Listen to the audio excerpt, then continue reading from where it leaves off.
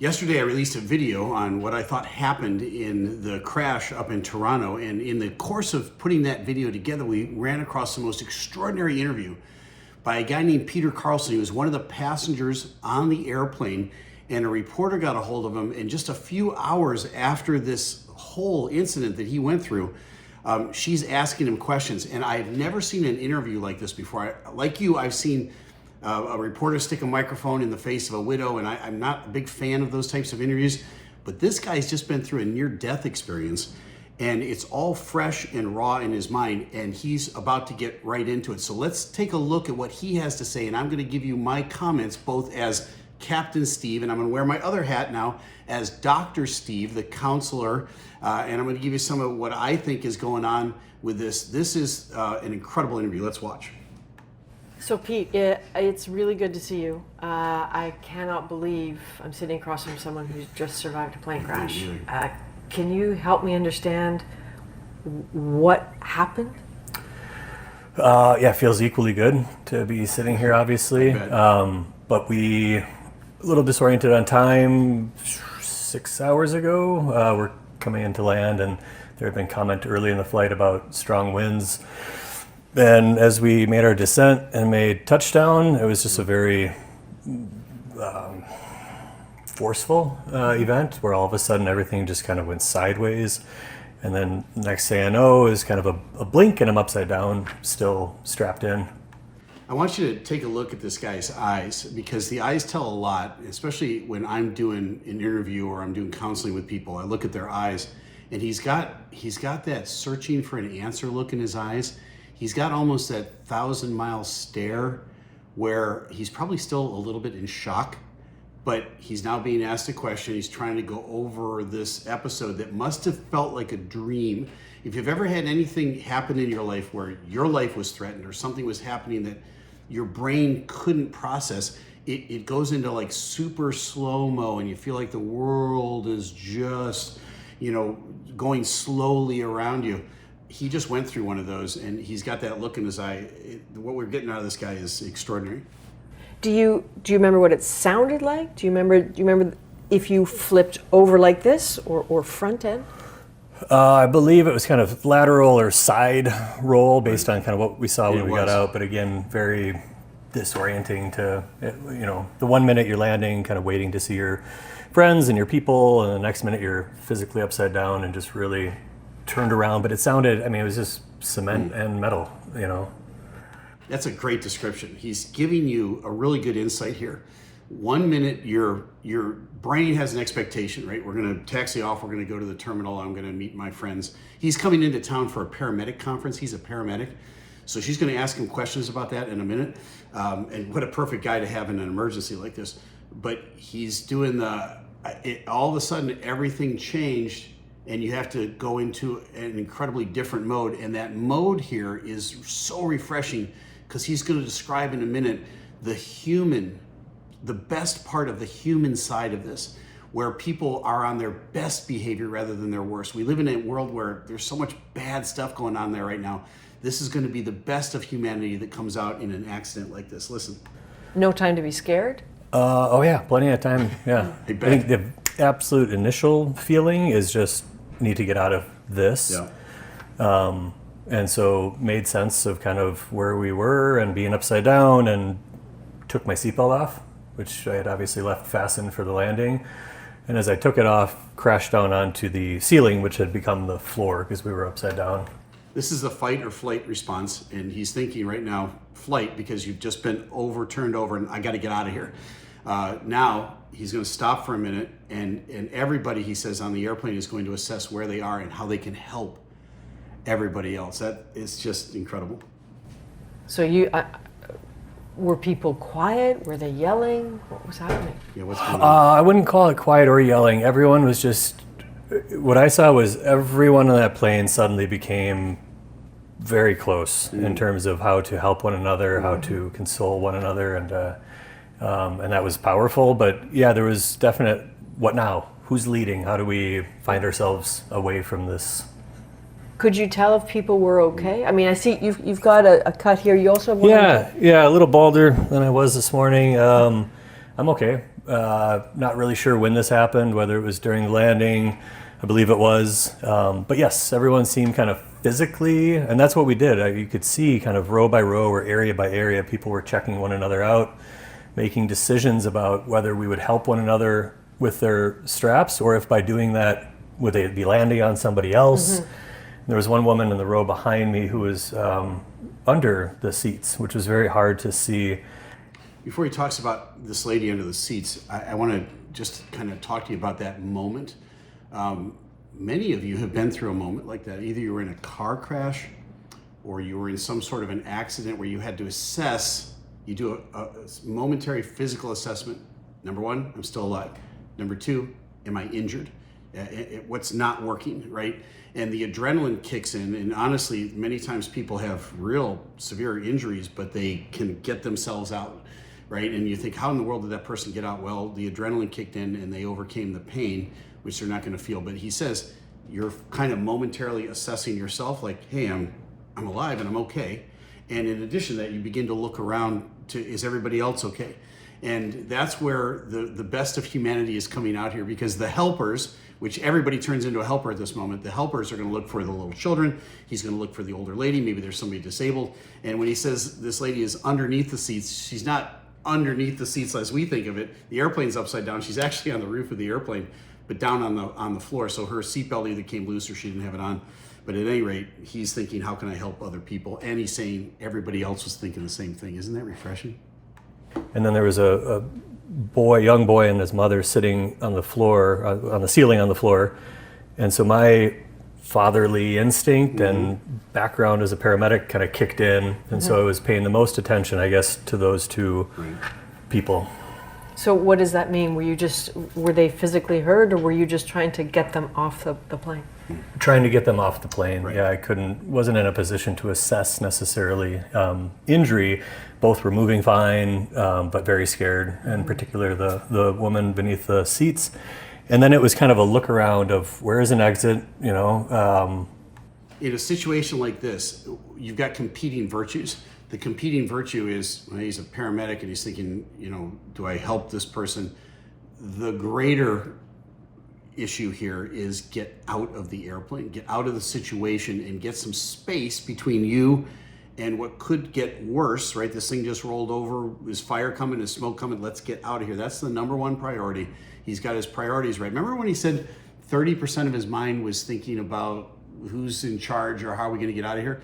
That's where the trained flight attendants really come in, because the trained flight attendants are going to immediately go into the mode where they start screaming in unison, get out of your seat, don't take anything with you, get out the airplane, come this way, come to the exit, come out of the exit, drop what you have. They're going to yell all that stuff over and over again, so you're not going and getting your bag, you're on your way out. And that 30% now becomes 90% because they're going to take over and they're going to get you out of that situation. That's your number one priority. You can listen to the pre-flight all you want, but when you're suddenly upside down, rolled over, everything kind of goes out the door. So my attention was about 30% towards who is moving us out, and then how can I help promote flow in that direction. Right. Do you think that was all your paramedic training just kicking in there? Like the passenger part of you was pushed aside for the paramedic part of you? I definitely had a lot of passenger part. I think I had a healthy amount of paramedic, as we'd call it, in terms of helping, help this woman out from under the chair. Had to really kind of forcefully, lift/drag, but a very human component turned on when we could smell the gas. And then we looked over and the windows were there was just liquid pouring over the small windows, and suddenly it smelled very strong of what I heard people later call AV gas. Well, you probably know this, but I mean, even as you sit here, I can smell the gas on you. You can too, right? Yeah, ready for a shower. So I think there was paramedic of help, move, and then as a father, I saw this boy and mom who were just, everyone seemed not oddly calm, but everyone seemed like they were there to make sure we helped each other and moved out of harm's way. So that's an incredible assessment. So close to this incident in his life, and he says there's an odd calm that goes on. Everybody is there to help everybody else out, and that's the beautiful part of all of this. is, as a paramedic, he's thinking, do I take time to stop the bleeding? At this point, no, you've got higher priorities. Let's get out of the airplane. And so the flight attendants are going to help him get out of the airplane. He's also going to help. Everything he's discussing takes like 8-10 minutes for him to discuss it all. It all happened in probably 30 seconds or less, right? Get this one, get that one. Let's get out of here. Come on, everybody, follow me. Here we go. So you climb out of the plane. The plane's upside down, so you get onto the tarmac, and then what happens? Yeah, so was able to help free and slide our friend and mom, kid first, and then a gentleman who I believe is like a off-duty airline person was next to me. We all made our way kind of, 6 to 8 feet, and then climbed out. It felt like I was stepping onto the tundra, first of all. It was just snow just kind of blowing, and couldn't really see structures anywhere. So it was, I didn't care how cold it was. There was an official who said something that wind wasn't a factor. All you got to do is look at this picture, and you know that wind was a factor. Okay, not everybody's an expert in this space. All right. It was. I didn't care how far I had to walk, how long I had to stand. All of us wanted to just be out of the aircraft. And were you walking, at this point, had the wings snapped off? I believe so. Could you tell? Yeah. I mean, there was nothing, there was a wing there before, and when we went out that exit, there was no wing to be found. And so once we got back to a safe distance and kind of checked one another, because there's so much adrenaline and stress, that's when I kind of took, what's the word I'm looking for? Evaluated the scenario, realized that there was no wing on that side, and the goal was really to get further and further away from the risk. And then we heard a small, I guess I don't really know size of explosions, but we heard an explosion as the fire department was doing, their efforts to extinguish any risk. So yeah, nobody's sure what those secondary explosions were. It might have been just wind stuff, but there could have been some explosions. But he's now describing the difference between the fight or flight, right? And now he's fled the situation. That priority's been taken care of. Everybody else has been removed from it. Now it kicks into, what are my secondary priorities? How do I take care of these people? And again, this guy is a helper, right? He's trained to be a helper. The best of humanity comes out in a situation like this. I remember Mr. Rogers years ago telling us in a crisis or an emergency, look for the helpers. And this guy is absolutely a helper. That's why I wanted you to watch this interview. It's so refreshing. What was the explosion? I don't know. It was, we were far enough away as a group. I think there were 75 or 80 of us on the flight, and suddenly that happened. I've not looked at news or anything to know if that exists to date or on media, but there was a sizable explosion, and then by that point there was a fire truck driving towards us on the tarmac, and so we all kind of gathered and took refuge behind that, and because of the wind, and looked from afar. Sounds like this is all coming at you in sort of like movie images in a way. Yeah, my priorities have been pretty simple since that event. Look at the look in his eyes right now. He looks off and to the left, and he's got that 1,000-mile stare of, I'm trying to assess my choices in life right now. Here's my background, and you're going to hear more about this story as we get closer to September 11th this year, but I was originally scheduled to be the co-pilot on the first airplane that was hijacked on September 11th. And through an extraordinary set of circumstances, I was bumped from that flight the night before. And we will tell you more about that story in the weeks and months ahead. But I've been through a type of near-death experience. It's not as dramatic as this guy's. He just literally rolled over in an airplane that was on fire. But you have moments where you assess your life choices. You look and you go, hey, I've been given a second chance. And what am I going to do with that? And that glance, that look in his eyes, I know it. He's going through that initial assessment of, wow, I'm doing an interview right now, and this is surreal. I might not even have been here had it turned out differently. This is why I wanted you to watch this interview. It's so raw and real. It's not scripted. Again, the reporter is asking great questions, but she's kind of struggling for, how do I even ask this guy a decent question? Let's listen. It's that event, which is communication with wife and children, family, life friends, choices, even some colleagues, and just really What's trying to just kind of a pinch me day, like No kidding. You're here for a paramedics conference. Yeah. You had paramedic friends who were picking you up, and I know they were tracking the plane and then saw this huge plume of smoke and asked you, I think they texted you, like, are you okay? Are you down? What did you say? Do you remember how you responded? I responded when we stopped. The woman and I had been walking together that I had kind of aided in getting out, and I took my coat off, and I had to grab my phones out of there before I put my coat onto her. What a gentleman. I just love this part. This guy's freezing, and he's thinking about this woman, and he gives her his coat. That's cool. And while having my phone, it was just not a big phone guy, and I don't even have social media, but part of me was like, I want to remember this. This may be good for me. And so I took a photograph of it and simply sent it saying, this is my reality right now. So and Down, but I'm on the tarmac. Down on the tarmac and alive, which is again really amazing. Wow. It is.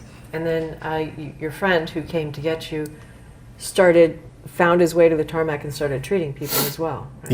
Yeah. So the paramedic arrival and along with police and fire was just amazing. I mean, they quickly put those of us that were injured with any sort of blood or sign of trauma onto a single bus, moved us safe distance away, and started to triage and really assess people's severity of injury or ailment. And there was Chief Mike Nolan, who jumped right in and really assisted. And the groups, the paramedics in particular, went from helping kind of what is bleeding to, in time, once they got everyone moved to the appropriate sites of care, they just listened and they asked the right questions. And that was, I think, the most powerful part of today was there was just people, no countries, no nothing. It was just people together helping each other.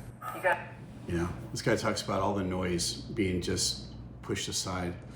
And if you've ever lived through a near-death experience or something, a close call in your life, you know what that's like.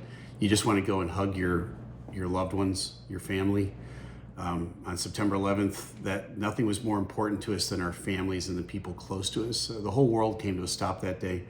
For this guy, Pete, his whole world came to a stop, literally on its back, and he goes into helper mode, and then he is now even assisting people outside of the airplane. He's going to be going through some things in the days and weeks and months ahead as he kind of grapples for what is the rest of his life look like, because he's been given a second chance. And there's lots of important aspects about that. I travel around talking about living on borrowed time, because I'm a guy who's living on borrowed time. And part of the Captain Steve thing that I do is part of that give back program. I've been on borrowed time now for coming up on 25 years since 9/11. And I understand where Pete's coming from here. That's why I wanted to share his interview with you. I think this is very insightful, very helpful, and it's very refreshing, because it's not politics, it's not angst, it's not hatred, it's not anything. It's just a guy who lived through a situation, and he's here to help, and it's the best part of humanity coming out, and it's possible that that can come out in all of us. Well, now you know. I'm Captain Steve, and thanks for joining me on this journey with Pete. I hope you enjoyed it.